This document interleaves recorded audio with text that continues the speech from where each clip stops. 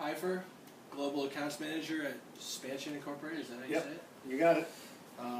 Heading to Taiwan tomorrow to actually go do his thing. And how do we want to start this off here? So, what are the main places that you do business in? What are the main countries? Oh, we do business worldwide. I mean, we manufacture in Bangkok.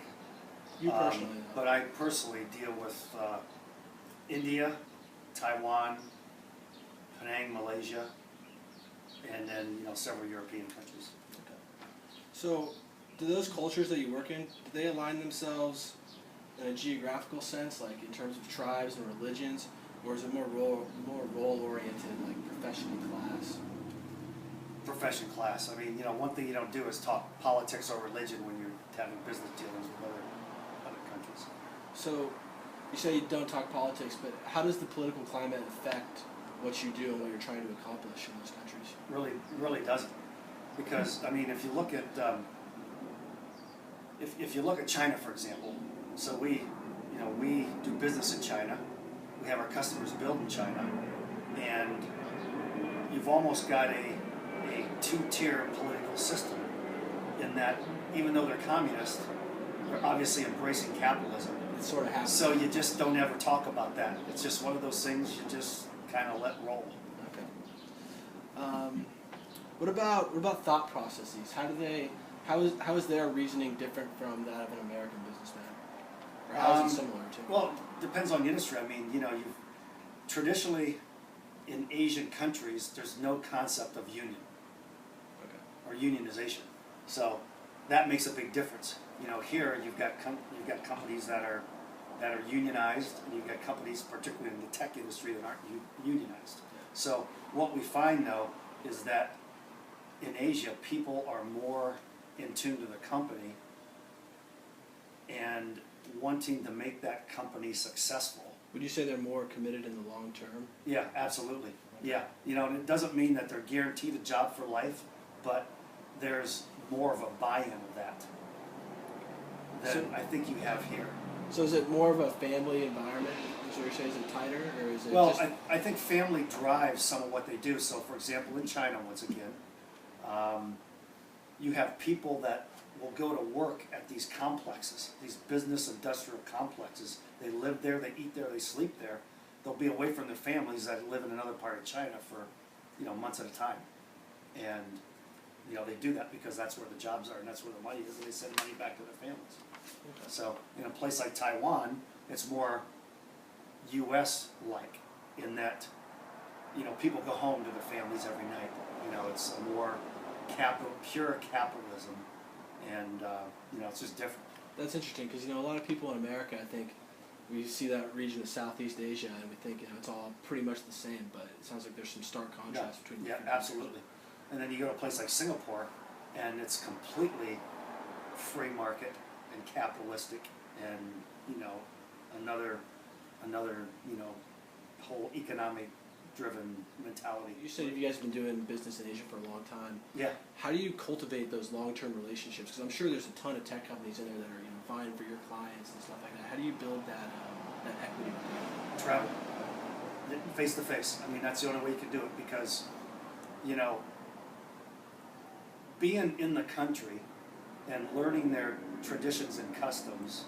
And I'll give you a perfect example, just with my own company. So we have a big facility in Penang, Malaysia. I make an effort whenever I go to Asia, if I'm in that part of Asia, to go there and meet with people at my own company. And the last time I was there, I met with people and their families. Really? And that's really big because it's a very family-oriented society over there. So when you make the effort to do that, that helps foster a much closer business working relationship. And that could be whether you're with your own company or not. When their people come over here, I've taken my wife to meet my business associates from other countries, and that fosters a kind of a cross-cultural, more closely worked business relationship. Okay. So what are some of the routine courtesies, just the everyday things that people in these countries expect from you?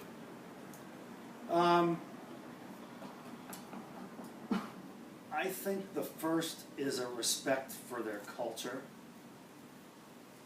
Because, I mean, they are different, they do things different. So, you know, that's the number one thing. I think that's just expected, that you're gonna understand a little bit about their country before you go there. You know, you can't be the ignorant American when you travel abroad if you wanna be successful.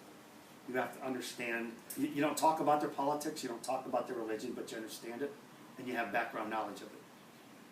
Okay. And I think that's probably the big thing. How do you gain that background knowledge? Just through experience or through Both, you learn, you know, you read up on it. I mean, you go to a new country for the first time, you know, you read about it. Yeah. I mean, that's, you know, that's just common sense to me. You know, you learn about where you're going. And I think, because you'll find when most people come to America from a foreign country on business, you know, they knew who Obama is. They know who, you know, the top cities, or where the top cities are, and who are the top, you know, people in politics. They know that stuff because they read about it a lot. They're interested. People are fascinated with America. We're sometimes not as fascinated, you know, with other countries.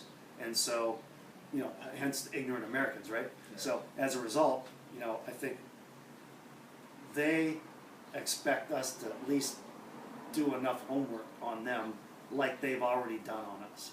Okay. That's probably a main thing. Interesting.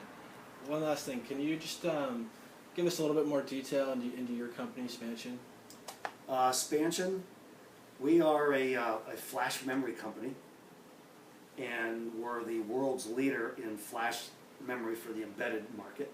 So you have a wireless market, you know, which is predominantly cell phones, and you have an embedded market, which would be like the automotive market segment. There's multiple flash devices in your car, and you wouldn't even know it.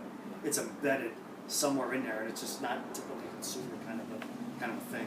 Where, you know, consumer non-embedded flash memory would be like a memory that's in a camera. You know, you have a little digital card. Everybody knows about that. You know it's there. So we're focused on the behind-the-scenes flash memory. So we have, you know, we focus on the gaming segment, the industrial segment, the consumer segment, automotive, networking, telecom. Those are the big markets for us. We were a division of AMD, Advanced Micro Devices, and we spun out the Flash division as its own separate company in 2005. Took an IPO, incorporated ourselves, became our own company. So we're about $1 billion in revenue, 900 million to $1 billion in